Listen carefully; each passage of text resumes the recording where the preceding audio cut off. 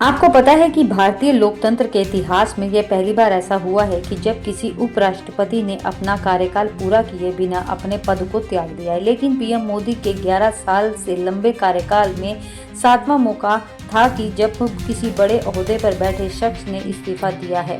आपको बता दें कि बिना कार्यकाल पूरा किए इस्तीफा देने वालों के साथ एक बात कॉमन यह रही है कि इन सभी को किसी न किसी मुद्दे पर केंद्र की मोदी सरकार से सहमत नहीं थे।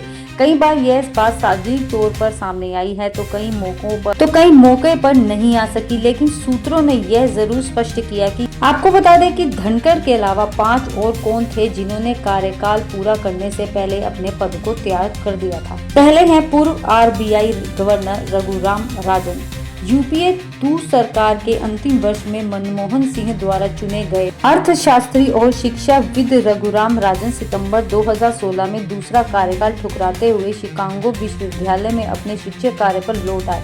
अंतर्राष्ट्रीय मुद्रा कोष यानी के IMF के पूर्व मुख्य अर्थशास्त्री राजन ने 2008 के वैश्विक वित्तीय संकट की भविष्यवाणी की थी। दूसरा नाम है पूर्व आरबीआई गवर्नर अरिजित पटेल। दिसंबर 2018 में आरबीआई बोर्ड की एक महत्वपूर्ण बैठक से कुछ दिन पहले अरिजित पटेल ने व्यक्तिगत कारणों का हवाला देते हुए अपने इस्तीफे की घोषणा की थी। लगभग 7 साल पहले इनके इस्तीफे के बाद से ही इस बात पर व्यापक रूप से बहस चल रही थी कि इन्होंने अपना पहला कार्यकाल पूरा किए बिना इस्तीफा क्यों दे दिया। अरिजित पटेल ने रघुराम राजन के बाद भारत के केंद्रीय बैंक के प्रमुख के रूप में कार्यभार संभाला था और नोटबंदी के तूफान का सामना किया था। माना जाता है कि नरेंद्र मोदी सरकार के साथ उनके कई टकराव रहे। पटेल का इस्तीफा न केवल निवेशकों के लिए बल्कि सरकार के लिए झटके के समान था। अरिजित ने इस्तीफे को लेकर कई मीडिया रिपोर्ट्स में पटेल और सरकार के बीच मतभेदों का एक कारण बताया गया कि सरकार केंद्रीय बैंक पर राजकोषीय घाटे को कम करने में मदद के लिए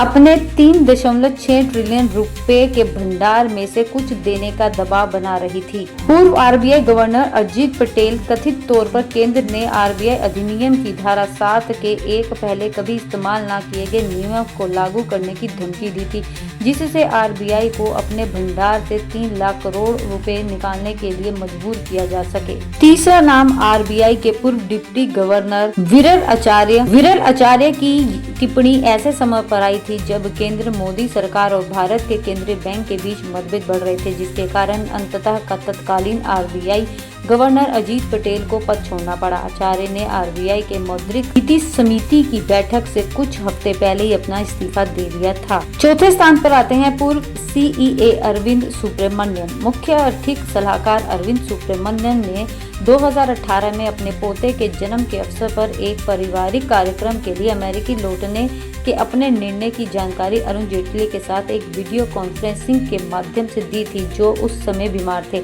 अक्टूबर 2014 में 3 साल के कार्यकाल के लिए मुख्य आर्थिक सलाहकार नियुक्त किए गए सुब्रमण्यम को जेटली ने ही यही रहने के लिए कहा था। स्वामी ने एक बार बौद्धिक संपदा अधिकारों पर वाशिंगटन के रुख का समर्थन करने के लिए सुब्रमण्यम पर सार्वजनिक रूप से हमला किया था। तब केंद्रीय वित्त मंत्री जेटली को हस्तक्षेप करना पड़ा था। 5वें स्थान पर आते हैं पूर्व ईसी अशोक लावला व अरुण गोयल। 2024 के लोकसभा चुनाव कार्यक्रम की घोषणा से कुछ ही दिन पहले चुनाव आयुक्त अरुण गोयल ने अपना इस्तीफा सौंप दिया था। गोयल के जाने के बाद केंद्रीय चुनाव पैनल में केवल तत्कालीन मुख्य चुनाव आयुक्त राजीव कुमार बचे थे।